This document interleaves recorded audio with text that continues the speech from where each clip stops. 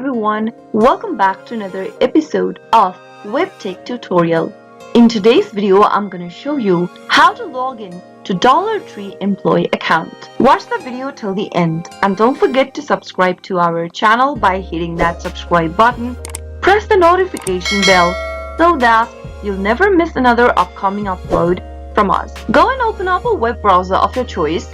In the web address bar, type in www.paperlessemployee.com/DollarTree and press enter. Now, in the login area, type in your user ID associated with your employee account. On the next field, type in your valid password. If you've forgotten your user ID or your password, click on this Forgot User ID or the Password link and follow through the on-screen prompts to find your credential. After filling in your details, click the Login button and you'll be able to log into your DollarTree account as an employee. That is how it can be done. I hope the tutorial was helpful to you. If it was, go ahead and give us a thumbs up. I'll soon be back with more videos like this. Thank you for watching.